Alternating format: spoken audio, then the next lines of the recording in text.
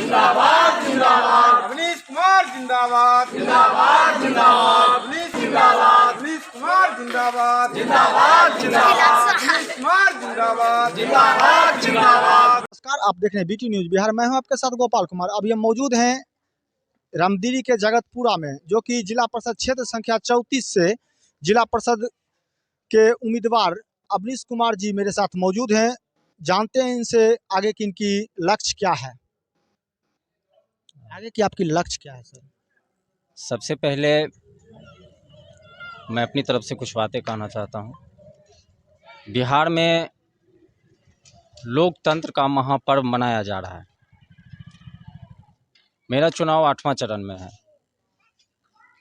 अब तक के जो प्रतिनिधि चुनाव जीत करके आए हैं, उन सारे पंचायती राज प्रतिनिधियों को मेरी तरफ से शुभकामनाएं, बधाई। और शेष चरण में जो उम्मीदवार हैं, उन सबको मैं शुभकामनाएं देता हूं। और अपने क्षेत्र के साथ साथ पूरे बिहार प्रदेश की तमाम बिहार वासियों को मैं आस्था के महापर्व छठ की शुभकामनाएं देता हूं। जिला परिषद का पद पंचायती राज का सर्वोच्च पद होता है। पंचायतों को जोड़ने का काम जिला परिषद का होता है। दुर्भाग्य है कि वर्तमान समय में जिला परिषद पद की मर्यादा को, उसकी गरिमा को धूमिल किया गया। मैं पूर्व में पटना विश्वविद्यालय की छात्र राजनीति से जुड़ा रहा हूं, तो निस्संदेह क्षेत्र में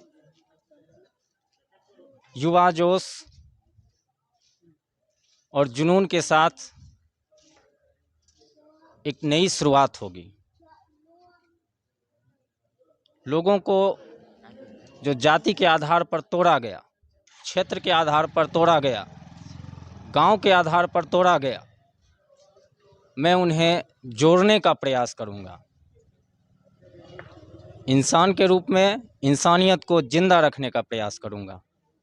बीते कुछ वर्षों में कुछ काम नहीं हुआ है। अगर जिला परिषद पद पे अगर आप आते हैं तो किस तरह से आप वो विकास करके दिखाइएगा? काम कुछ हुआ ही नहीं। थोड़ा बहुत जो काम दिख रहा है, वो जब इंदिरा जी जिला परिषद थीं उस दौरान काम हुए थे। उसके बाद कुछ भी नहीं हुआ।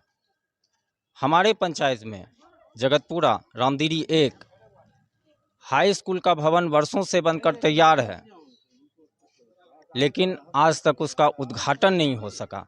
तो फिर हम शिक्षा पर क्या बात करें? कमोबेश यही स्थिति होगी। मनियप्पा में +2 विद्यालय नहीं है। स्वास्थ्य की स्थिति भी दयनीय है।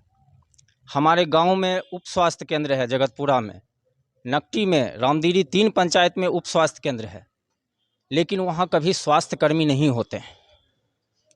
जब वहाँ स्वास्थ्य कर्मी होंगे तभी तो जो सामान्य समस्याएं हैं, सर्दी, खांसी, बुखार, पेट दर्द, कहीं कट गया, इसके लिए लोगों को प्राइवेट क्लिनिक तो नहीं जाना पड़ेगा। हमारा पंचायत, हमारा गांव प्रखंड से बहुत दूर है, सुदूरवर्ती क्षेत्र हुआ, तो इतने दूर से लोग मटिहानी अस्पताल तो नहीं जाएंगे। तो मेरा प्रयास होगा कि जो उप स्वास्थ्य केंद्र हैं उनको सुदृढ़ किया जाए, उनको मजबूत किया जाए, और वहाँ स्वास्थ्य कर्मियों की समुचित उपलब्धता हो। और हर पंचायत में पंचायत सरकार भवन बना हुआ है। कुछ लोग ब्लॉक की गणेश परिक्रमा करते रहते हैं कि हम तो भाई ब्लॉक में रहते हैं। अरे भाई, लोगों को ब्लॉक जाने की ज़रूरत क्यों पड़ती है? करोड़ों की लागत से बिहार सरकार ने हर पंचायत में पंचायत सरकार भवन बनाया है। आप सक्षम प्रतिनिधि हैं, आप में सामर्थ्य है, आप प्रयास कीजिए कि लोगों का काम उनके पंचायत में ही हो, उनको ब्लॉक की गणेश परिक्रमा करने की ज़रूरत ना पड़े। बहुत से कैंडिडेट आते हैं और वोट के टाइम में फ़ोटो खिंचवा के चले जाते हैं, और बाद में जनता मर जाए या कुछ हो जाए उनके बीच नहीं आते हैं। आपका क्या विशेष योगदान रहेगा? चुनाव के समय मौसमी पक्षी, साइबेरियन पक्षी जिसको हम लोग कहते हैं, हमारे बिहार में बहुत सारे साइबेरियन पक्षी कांवर झील में आते थे। तो साइबेरियन पक्षी की तरह बहुत सारे लोग आएंगे, आते हैं।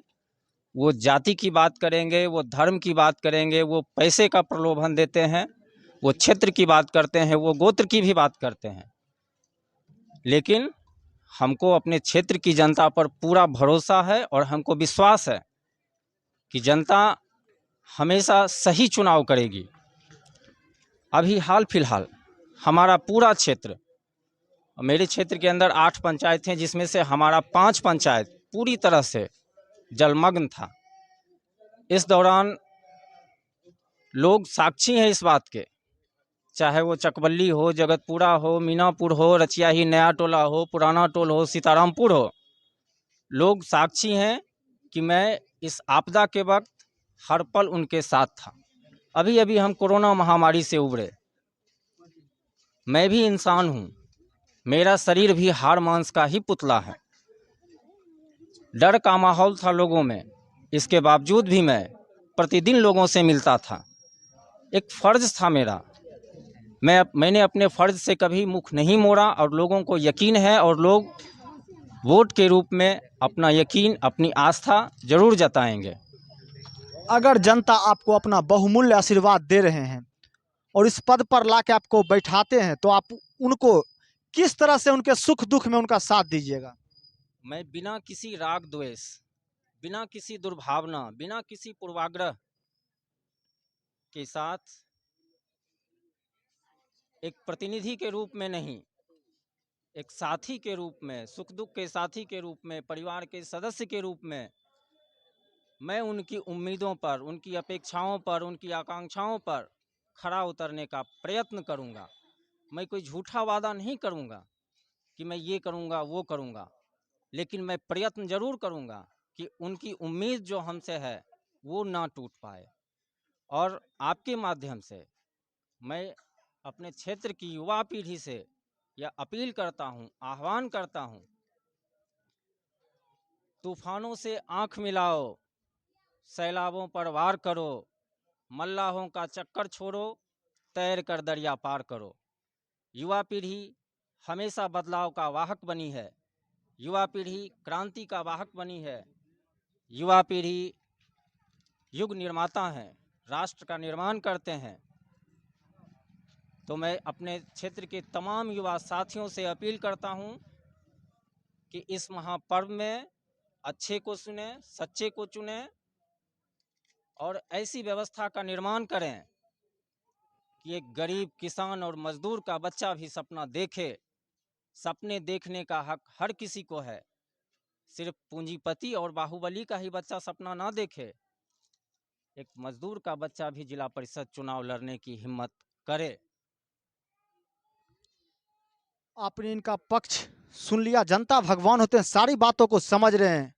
ये बोले हम हर एक सुख दुख में सबका साथ हाथ बटा के चलेंगे, किसी से भेदभाव नहीं करेंगे। तो आपका अपना मतदान है, सोच समझ के वोट करें और एक सुनहरा एक आदर्श ग्राम बनाए। तो ठीक है, तब तक बने रहिए BT न्यूज़ के साथ। मैं हूं आपके साथ गोपाल कुमार।